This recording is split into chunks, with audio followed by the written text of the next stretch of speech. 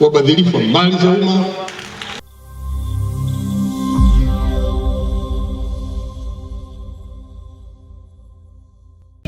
tumsifu Yesu Kristo.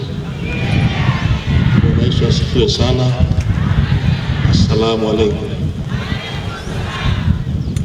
Mheshimiwa Balozi Dr. Emmanuel Nchimbi, Makamu wa Rais wa Jamhuri ya Muungano wa Tanzania, Mheshimiwa Dr. Hussein Ali Hussein Mwinyi, Rais wa Zanzibar na Mwenyekiti wa Baraza la Mapinduzi, natambua leo tunaye mama yetu Mama Janet Magufuli, mjane wa marehemu wa hayati Dr. John Pombe Magufuli pamoja na familia yake.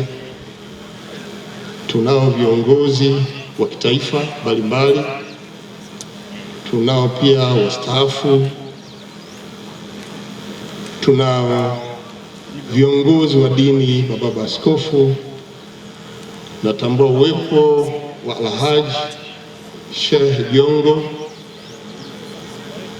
mjumbe wa Baraza la Ulama kutoka BAKWATA akimwakilisha Sheikh Mkuu na Mufti wa Tanzania, mapadre wote, shehe wa mkoa na viongozi wa dini mbalimbali, waheshimiwa mawaziri mlioko hapa, Mheshimiwa Daniel Sio, Naibu Spika, Jaji Mkuu, waheshimiwa wabunge wote wa Bunge la Jamhuri ya Muungano wa Tanzania, samahani nitasema wabunge wenzangu, na wananchi wote wa hapa wilayani Chato, mkoani Geita, na Watanzania wote ambao wanafuatilia tukio hili kupitia vyombo vya habari. Najua tumepewa muda mfupi wa kuzungumza, ili moyo wangu utulie. Niseme kwanza kwa kumshukuru Mama Janet Magufuli kwa kunialika mimi na Mama Majaliwa. Tumekuja kutoka Ruangwa, Lindi, wana Lindi, Mtwara wanakusalimia sana, wanakutakia kila la heri, na hasa katika kipindi hiki cha kumbukizi ya hayati Dr. John Pombe Magufuli.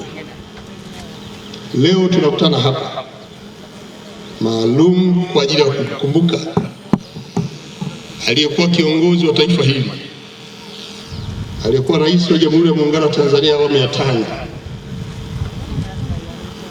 mpendwa wetu hayati Dr. John Pombe Magufuli,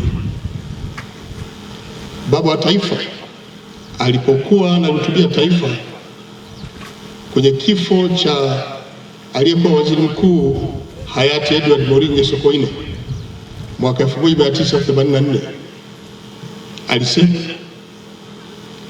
tutamkumbuka marehemu Sokoine si tu kwa sababu alikuwa mchapakazi, kwa sababu wako watu wengine wanachapa kazi. Tutamkumbuka hayati Moringe Sokoine si tu kwa sababu ya akili yake, kwa sababu watu wengi wana akili zao, lakini tutamkumbuka Moringe hayati Edward Sokoine kwa sababu alikuwa mzalendo. Wakati wale walikuwa wachapakazi na akili nyingi, hawakuwa wazalendo. Na tutamkumbuka Edward Moringe Sokoine kwa sababu alikuwa na busara, hekima katika kutekeleza wajibu wake. Wakati wengine walikuwa wanaongeza kuchapa kazi, hawakutumia busara na hekima katika kufanya kazi zao. Naomba kunukuu, leo hii tuko hapa kwenye kumbukizi hii, hatuwezi kujitenga na sifa hizi kwa hayati Dr. John Pombe Magufuli. Alikuwa mchapakazi, alikuwa na akili za ndani ya darasa, lakini pia hata nje katika kutekeleza majukumu yake. Alikuwa ni kiongozi mzalendo. Uzalendo unajengwa na uwajibikaji, uaminifu, uadilifu, lakini pia kupenda maendeleo na matokeo ya kazi hizo. Huu ndio uzalendo. Hayati yeye alikuwa ni mtu mkweli, lakini pia alikuwa hana mzaha katika mambo yake na ni mkali. Alikemea maovu, wezi wala rushwa, wabadhirifu wa mali za umma, na yule ambaye hakufuata misingi hii aliachana naye. Huu ndio ulikuwa utaratibu wake. Leo pia tunamkumbuka hayati Dr. John Pombe Magufuli. Sisi ambao tulikuwa karibu naye tunaweza kushuhudia na kunufaika na busara zake na hekima zake katika kuongoza taifa hili, na hasa kutambua rasilimali za nchi na wananchi wenyewe na wanyonge wa kuwepo.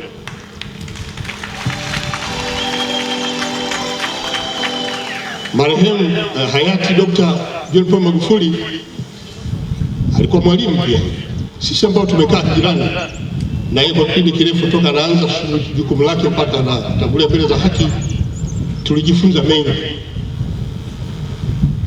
Tulikuwa na Mheshimiwa Dr. Samia Suluhu Hassan, Rais wa Jamhuri ya Muungano wa Tanzania, sasa akiwa makamu wa rais, lakini ilikuwepo pia na mimi pia Mheshimiwa Dr. Mwinyi amefanya naye kazi, Rais wa Zanzibar.